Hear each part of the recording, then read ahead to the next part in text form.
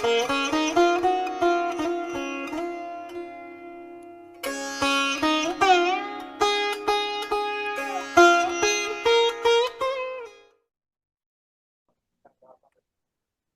right, and welcome once again to White Lotus of Light conversational series. This is part 2, and so this is for subscribers only for the first few weeks, and then it'll be open to the public. And if you want to get access to the really incredible interviews like this that I'm having with Cynthia, I'm going to start doing this to where I have a public part, and then the second part is going to be behind at least a temporary paywall. And so if you're interested in getting this kind of awesome content, not having to wait a month, then just go ahead and subscribe to my Patreon or join my YouTube channel by clicking on the link below. And so, Cynthia, we ended in part 1. You talked about the sort of horrifying discovery of that Phil had been murdered and made to look like a suicide or even some sort of accidental death, which is kind of wild to consider that they were trying to pawn it off as that to begin with. But you knew right away, and you wrote a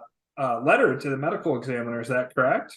I did. Yeah, I detailed everything about them not coming, of what the funeral director found, why I felt he hadn't committed suicide. And I mean, there were so many aspects to that, like no letter, and to his daughter, which he would have done because he just adored her. And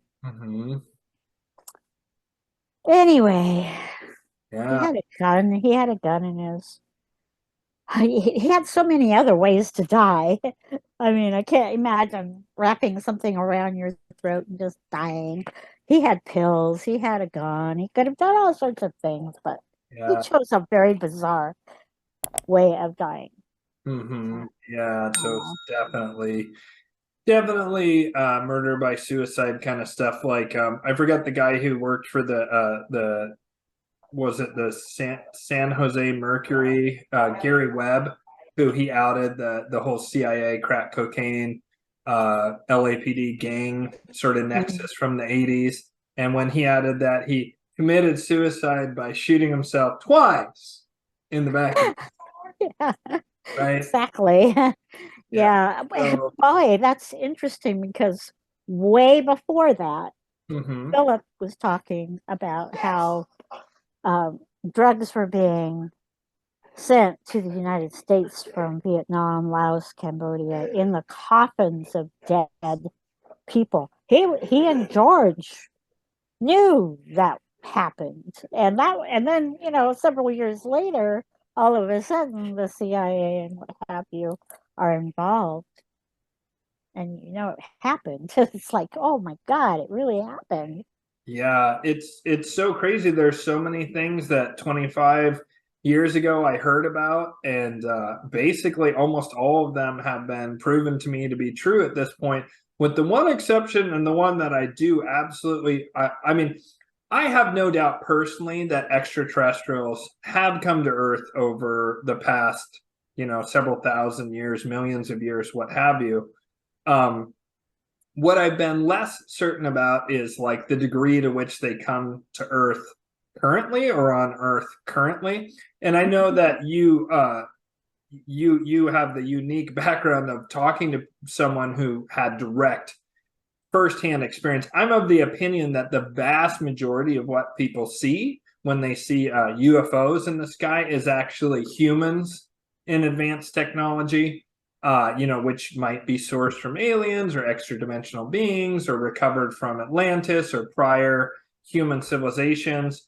But I do think the vast majority of the time when people see really strange things, that it's these clandestine space programs. But Phil saw stuff that is just kind of like beyond comprehension. And so do you want to tell people a bit about the infamous Dulce Firefight and just sort of what Phil told you and anything else he told you about those experiences he had where he was underground and either at Dulce or elsewhere and encountered aliens and sort of alien bases, so to speak? Well, as far as I know, the only base where he had live aliens was Dulce. Okay. There was a deceased alien in Colorado when he Okay. dug down into granite and came into a cavern. There was Oh, a UFO with an alien. They were covered in quartz. So he what did saw that alien something look? first. What did that alien look like in Colorado? It like a gray, Okay, it was a like gray. a gray, had the big eyes and It's interesting olive. because Phil describes most people describe the grays as being between 3 and 4 feet tall, but I just was watching as sort of research for this interview or a conversation that he said that they're like 7 feet tall. Is that right? That he was seeing gray aliens that were like very tall?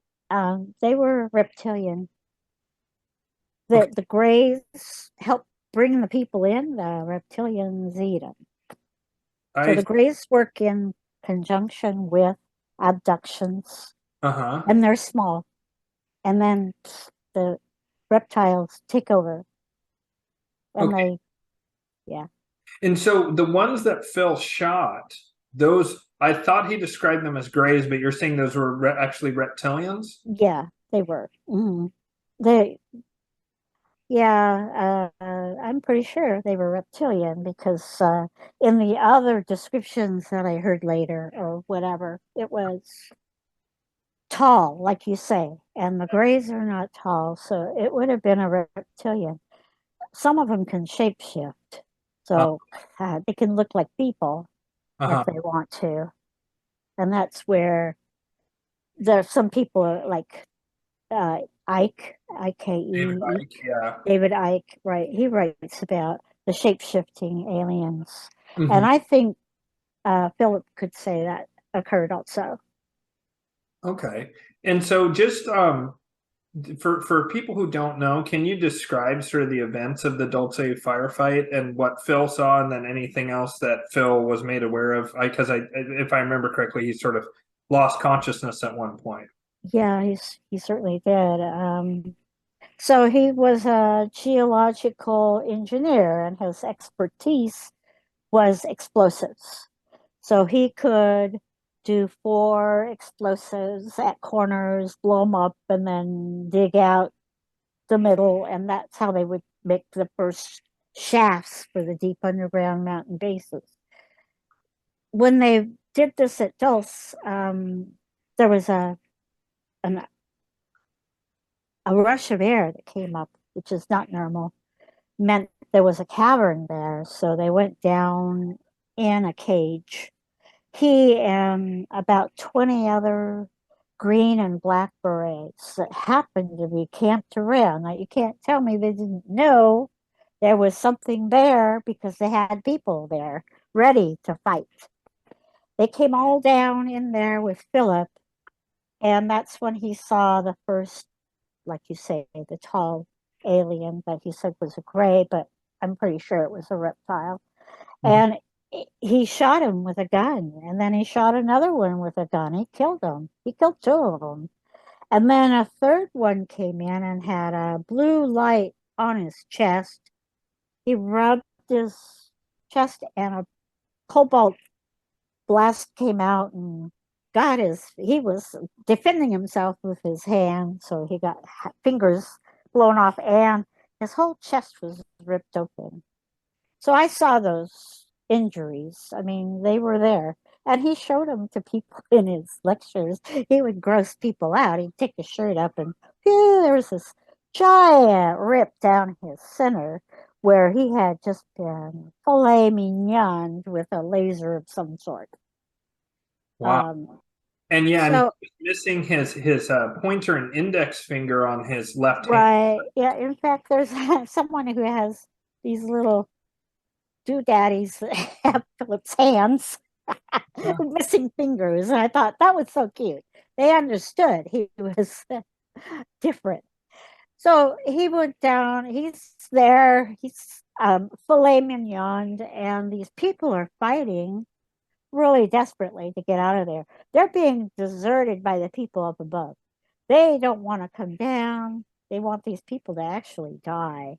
Mm. So there's one person in there that really took care of Philip. He'd gotten kind of to know him. He saw a picture of his daughter and me. And I mean, he kind of knew Philip and what his life was like at that point. Uh-huh. And he got him into the cage Uh-huh. and then got him up. He Mm. was about the only survivor. I think there were three others, Mm-hmm. but all the rest of them, 30 or so people died. Later on, Philip found those people in Canada. The survivors, they had gone to Canada, and he actually found them, he said, and could talk with them about the incident. I never saw any real evidence of it other than the injuries on his body, Mm-hmm. right? I mean, I didn't see documentations, or people have made films about it from his, he would talk about it and then they made a film about it. So, Mm-hmm. and then somebody did a screenplay about it.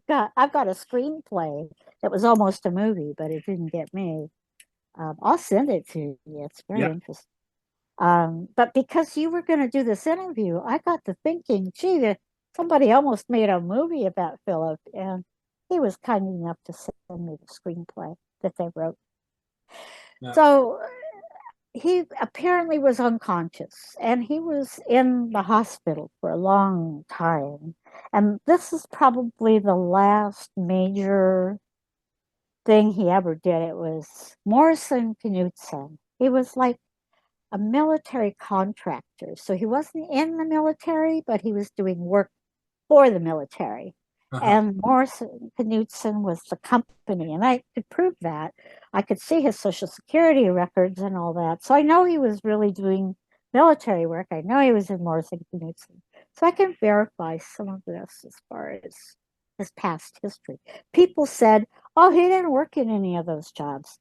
Ah, but you see, he was working under the wrong social security number. And I think that was on purpose. They Mm-hmm. purposely had him under all of his major work was done under the wrong social security number. And he proved that that was happening.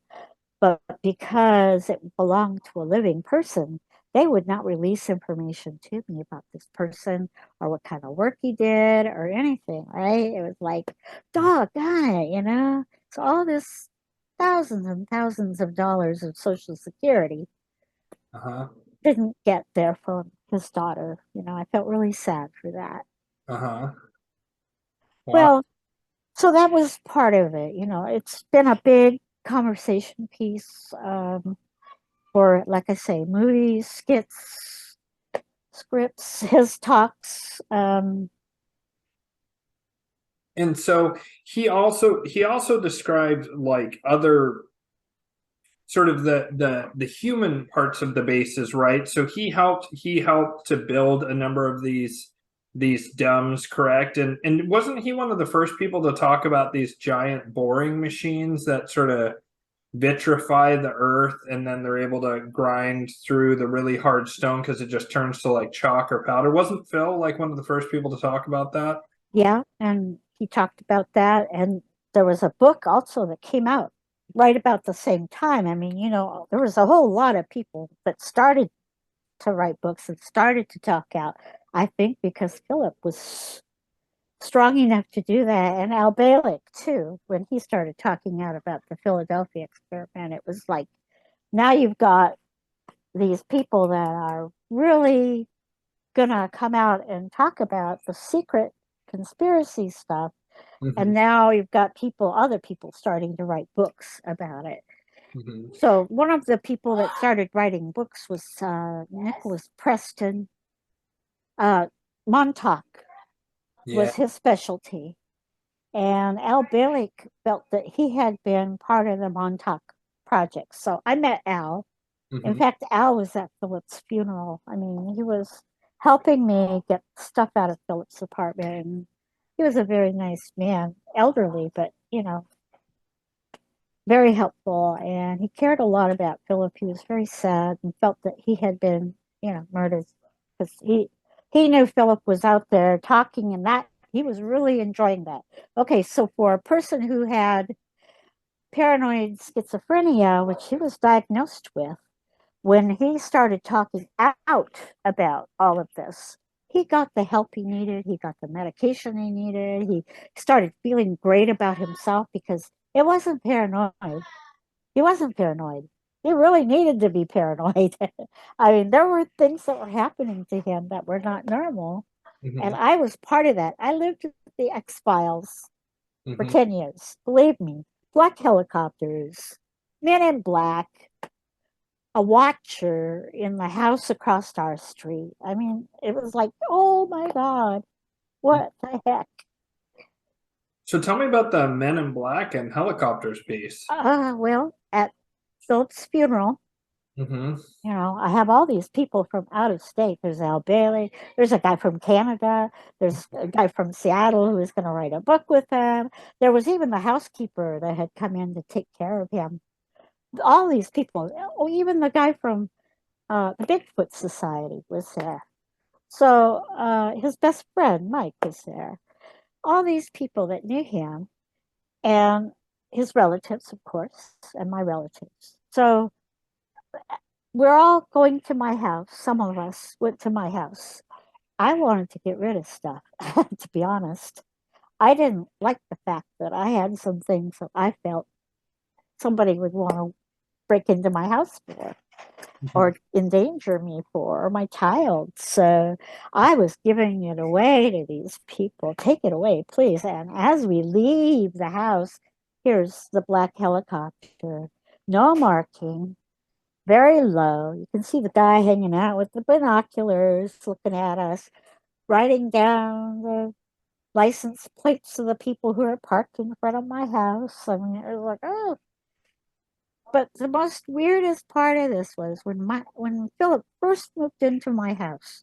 My next door neighbor who'd lived there for decades moved, and a new lady came in. She was, you know, young, but she didn't talk to anybody or hardly to me at all. Just hi. The minute he had that funeral, she was gone. She was a watcher. She was the kind of person that is placed into a house nearby so they can see what's going on all the time with people. And that was awful. And ironically, when Philip first moved into my home, the phone would click. I mean, I could tell there was somebody else on the line, you know. And I got mad because I was pregnant, and I thought, God dang it, you know. I went to the FBI agency and I went to their office and I said, you know, I don't know what's going on, but if you guys are surveilling us, please stop. You know, Philip is not going to do anything. We just got married. You got to stop, you know. And they go, what makes you think we're doing anything? And I said, well, I can hear the clicking on the phone. And they go, well, Philip's just a small fish in a great big sea. I mean, it was like it put down who he was and minimalized what he had to say. But I know they were, and there was that mirror, you know, it was a two-way mirror. And he was clicking his pen like he was recording me. And the clicking stopped, which only means that they were still probably surveilling me, but I couldn't hear it anymore. And then there was this truck that had wood. It was it was in Canada with wood, and everywhere we went, that truck followed. We went to the ocean. We went to Multnomah Falls. We went down the street. This truck was always near us. From Canada, of all things. Well, that's interesting.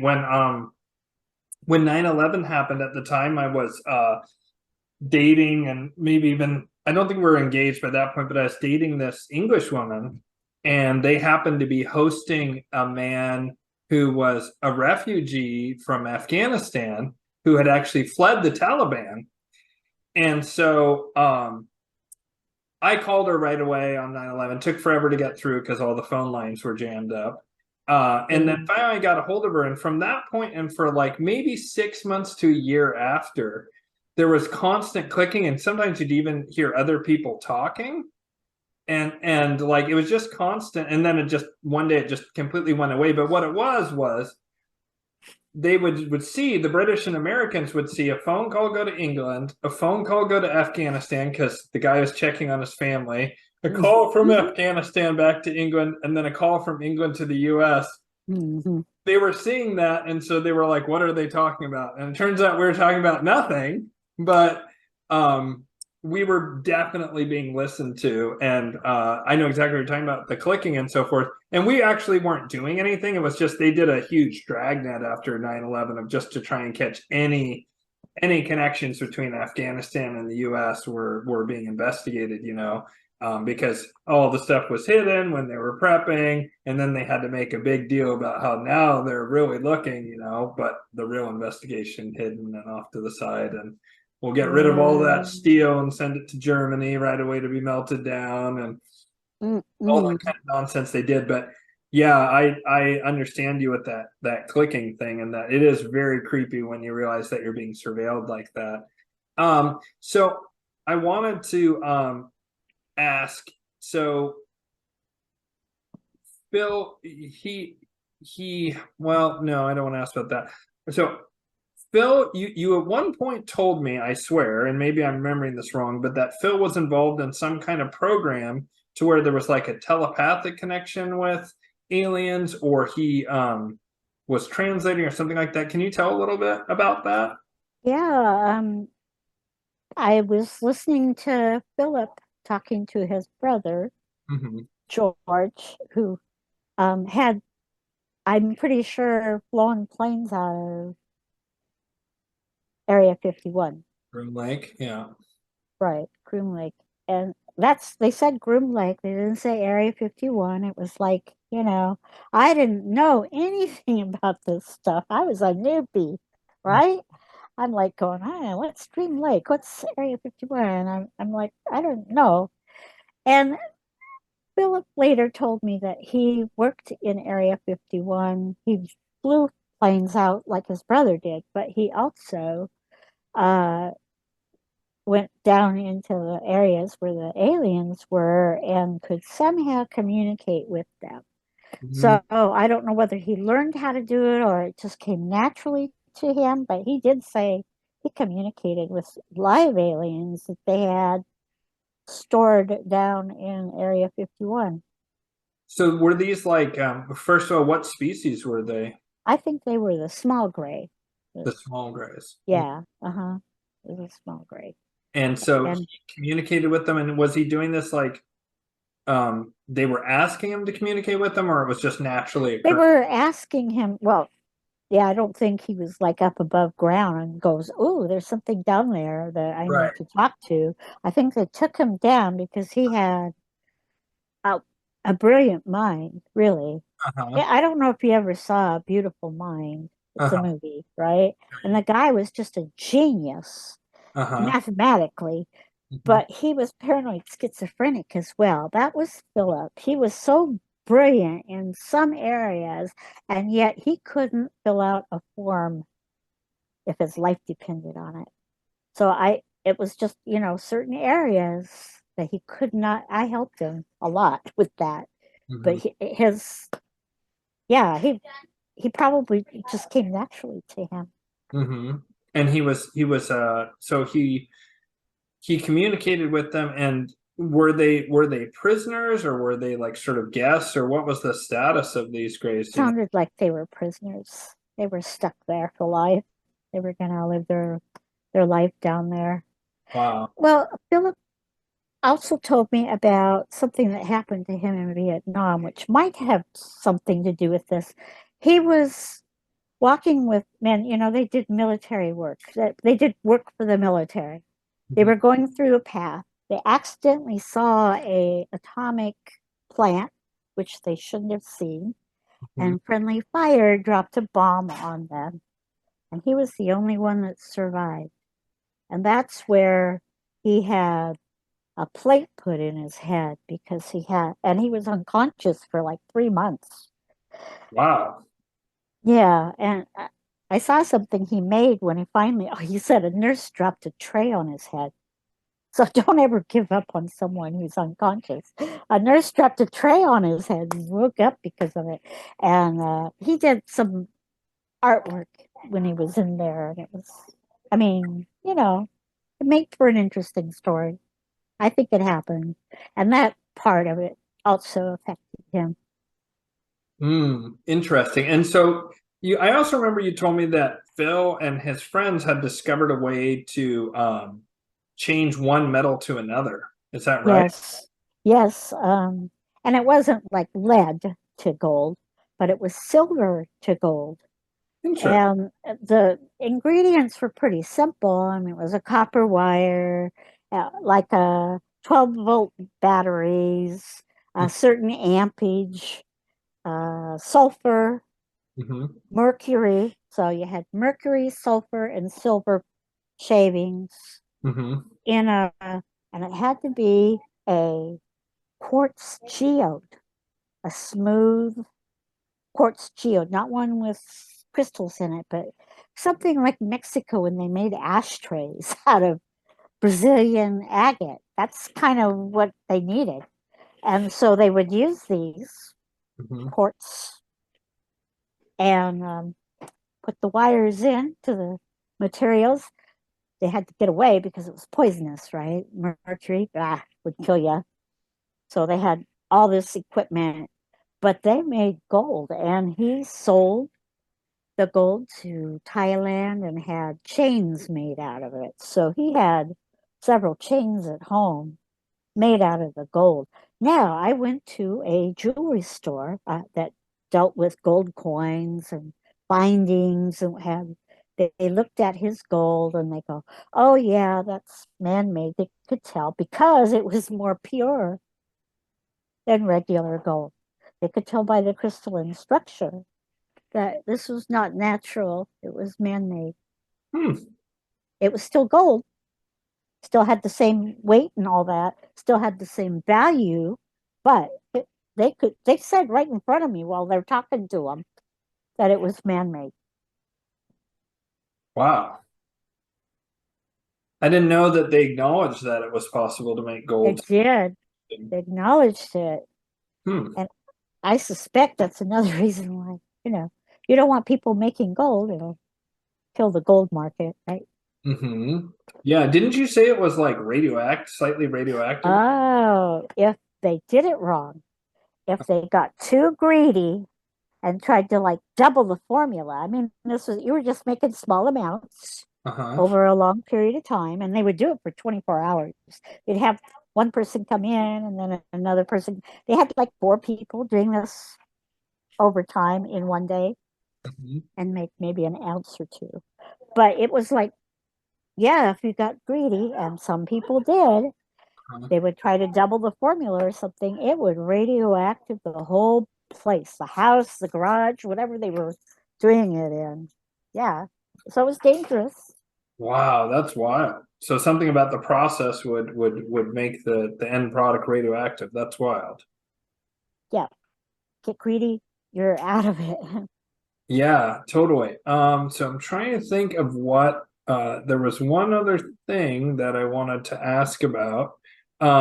So Philip's father was directly involved in the Philadelphia experiment, you said. Oh, yes. And this Yes, he was. experiment where they were supposed to, and they were supposedly advised by Tesla, is what I've heard, because this happened, I think in the middle or just before the start of World War II.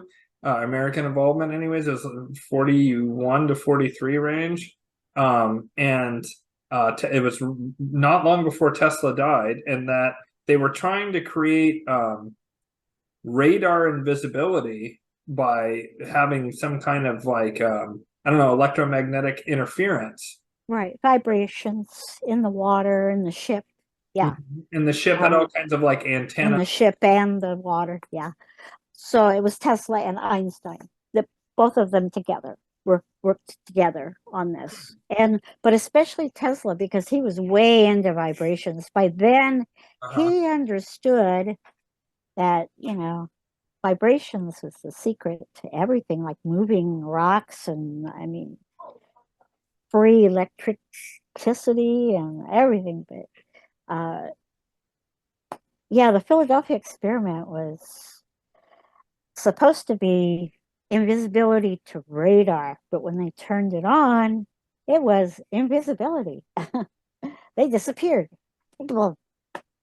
And then their they were supposed to go from the Philadelphia harbor to Newark, New Jersey, and they did it like in seconds. I mean, it was like fast. Suddenly they're there, reappearing, the machine's off, everything looks great. They go, okay, let's go back. Boom. Only this time, they must have gone through some sort of a dimensional thing, and they met aliens in there. They came back out their line. You know, we have a timeline. They talk about this in quantum physics and what have you. You have a timeline, and you start to skew that, you're going to end up in the floor and the walls and the water. You're going to disappear, and that's what happened. A lot of these people just didn't survive it. Yeah, they were like stuck through walls and stuff. Right. They were stuck in The first time they did it with goats or something, right? And then they did it a second time with sailors, I've heard. I don't know about the goats. I hadn't heard about that, but I'm not surprised because they used sheep and goats in the Operation Crossroads, so they experimented a lot with animals. Yeah, and my understanding is they did it the first time, and then they saw like the sheep and stuff were like implanted in the walls, like stuck halfway through a metal wall and stuff like that. And they're like, let's send some soldiers in, like some cannon. Yeah, no, I hadn't heard that part, but I know it happened, and the people that survived it were quarantined. They were all sent to this mental hospital in Virginia, and I could say, well, it starts with a Q, QU something. Anyway, as they died, Philip's father, Oscar, happened to be in London at the time. He got a call that one of the crew members had died. He had to go all the way from London to Virginia, and I had the travel voucher that showed this. And then he's autopsying this man because he had a cosmic clearance. It was for your eyes only. He'd been trained in everything. He knew all the elements, all the scientific stuff going on in the Navy at that time. And yet, what he found in these men, he couldn't figure out what it was. And they were tiny little gold tipped items with a strange writing, like Enochian writing on it with these little wires. He sent this information, and I had a copy of the letter. Did you say Enochian? Yeah, like Enochian. That's what it was described to me as. And not Sumerian or something, but like the language of the angels that John Dee, the magician, talks about? Enochian. Yeah, that's what. Whoa. That's what, yeah. And so Condon was a famous professor in Colorado. So they sent this letter with a description of what they found in these people. And it was behind their eyes and in their brain and in their arms or legs. I mean, some people had 3 or 4 of them in them. And they were just kind of wondering what the hell this was. Well, if you ever saw Bud Hopkins do a lecture on the implantation of abductees, that's exactly what it looked like. Because he had a photograph, X-ray, of a woman who had one behind her eyes, and it looked exactly like the drawing that I saw in that letter. So that ship had gone in, met with nasty things that implanted them, and they probably also opened up a door for UFOs to come in at that point. They were free to come. You opened up a door. Thank you very much. Yeah, I had a guest on my show who is a geomancer, so he knows all about the ley lines on the planet and the the kind of naturally occurring / modified by humans over time natural electromagnetic currents that circle the globe. And he said that the Philadelphia experiment happened on a major ley line that's right off the east coast of the U.S. And he thinks that part of the reason that they had the results they did and that it was so powerful was because of this ley line. And that same ley line has the Wardenclyffe site on it where Tesla was doing his experiments with free energy and some possible connection to the Tunguska event in Russia where that huge explosion happened. You know, some people say it's an airburst. asteroid, and other people say it was Tesla was firing up the Wardenclyffe Tower and bounced it off the ionosphere, and it then blew up in Russia. That he was like, Ooh, testing that's something. a nice theory. I like that. About the same time, was it? Hmm. Yeah, it was the Tunguska event or whatever. And so, wow, I'm trying to think. Oh, I was also going to say, I met someone a long time ago when I first started hearing about this implantation stuff, and they told me that they had had missing time, and then they had this very painful, like lump. I want to say on their like calf or something like that. It was somewhere in their lower part of their body, maybe in their ankle or foot, and one day they like realized that they felt it, they felt this lump, and that was painful, and they realized that there was something in there, and they finally decided that they wanted to just get it out, and they didn't want to go to the doctors for whatever reason. They didn't like doctors, and they wanted to get it out. And so he cut it open, and he pulled out this black metal object that had this little like curly Q wire coming off it, and it was this little tiny thing about that big, maybe like not much bigger than a grain of rice. And he said that it had some kind of hieroglyphics or writing on it. And he was looking at it, and he was shaking, and he was just in awe. And he dropped it. And he dropped it, and it hit the ground. And when it came back up, it literally turned into smoke and dissipated and disappeared. And that it just was gone. And that too was one of these things where someone was telling me something very wild, and I just like, this guy's telling me the truth. And Okay, so so, here's the you said if I remembered anything about Philip, yeah. and so Philip felt he had been abducted. Had last time. I mean, he was pretty good about protecting me and my daughter Marie, his daughter, from any kind of abductions because that tried something tried to get us one time, and he was there to help us. But he felt like he had an implant in his lower leg. It's funny you should say that, in his calf. And but he actually went to the doctor. And when the doctor opened it up, it was a tiny, it was not metal. It was more like um, stone, more like stone.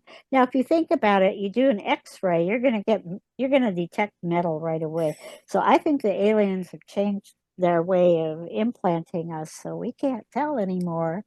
But it's happened, and it's you know.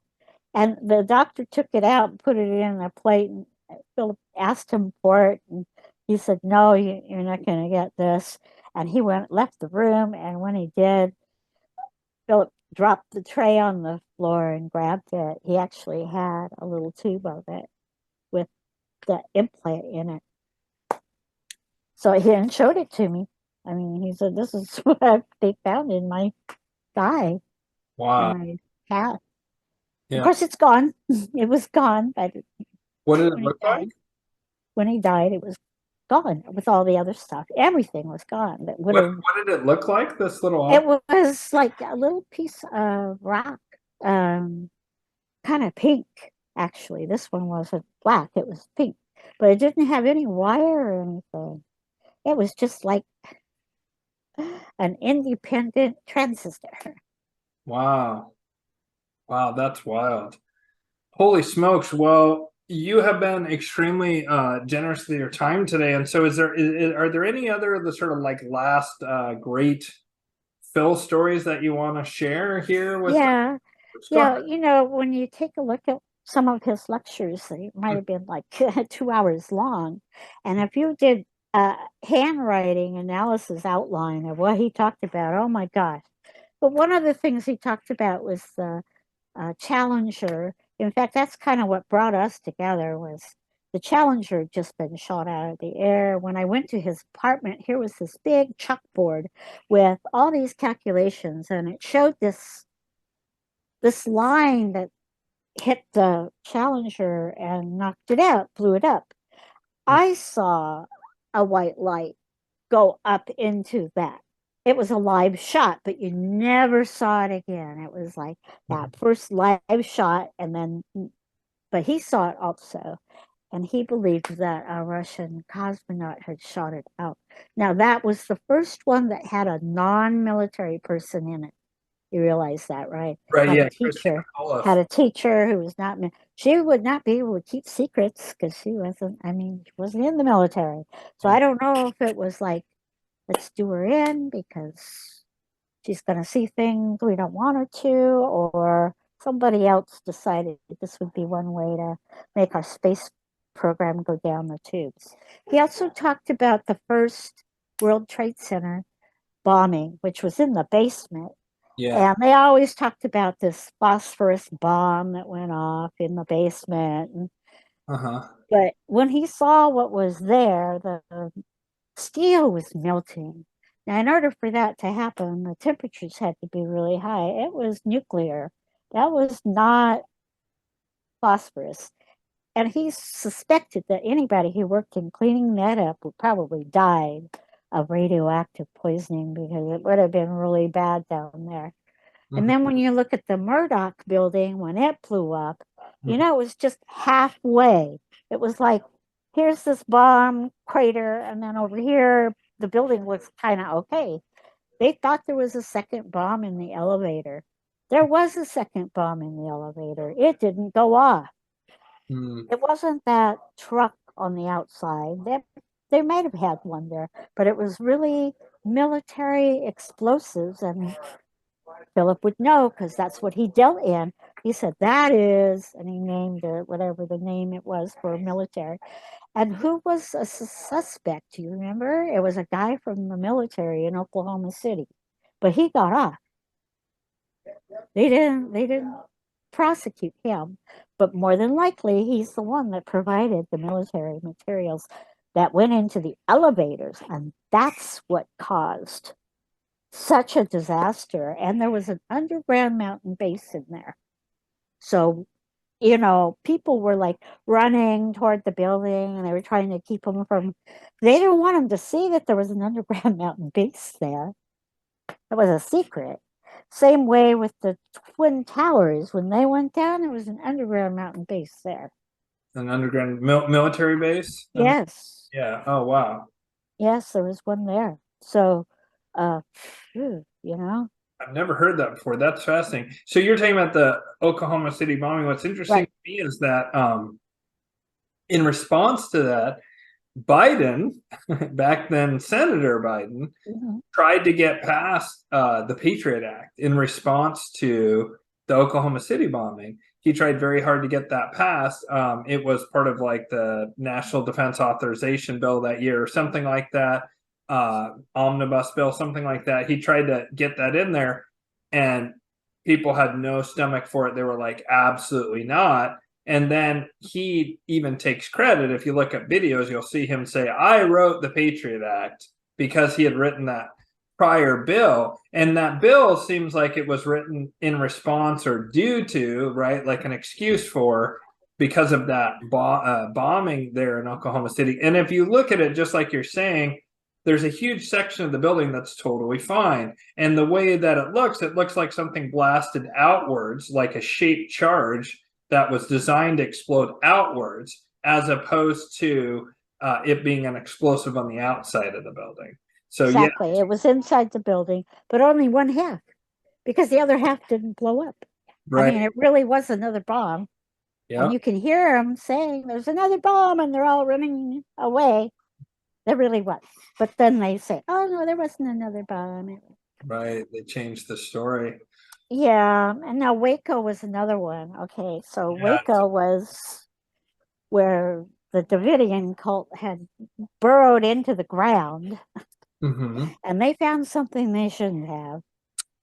Oh, yeah? Yeah. There's an underground mountain base there, and they found it. And I'm sure that's what created havoc. Wow, I've with never. their death. Okay, so the materials from the Waco went to the Murdoch building. Wow, okay. And they were going to release it just like 2 days later, and then the building blew up. And then the rest of the material was in that building that died in the World Trade Center. World Trade Center. The other one, you know, that kind of fell down, that shouldn't have died, but it did. Yeah. Yeah. There was Waco stuff in that. It's all gone now. So, fully destroyed. Yeah, boy, that's crazy. Well, Cynthia, I would love to, if you're up for it sometime, have you on the show where we can have viewers ask questions. Would you be up for that someday? Oh, yeah. I'd be. Yes. Well, viewers, look for that. I'll have Cynthia back on, and she can answer your questions live for a future episode. But Cynthia, thank you so much. And remind our audience, what's the name of your book again? It's it's called Love Forever on the Frontier. Yeah. So if you're interested in supporting Cynthia and her writing, that's a great way to do it. Doesn't have anything to do with what we discussed today, but it's a very interesting and powerful piece of historical fiction. And so check that out. And so, Cynthia, thank you so much. And thank you for the invite. I'll see you guys all next time, and have a great day.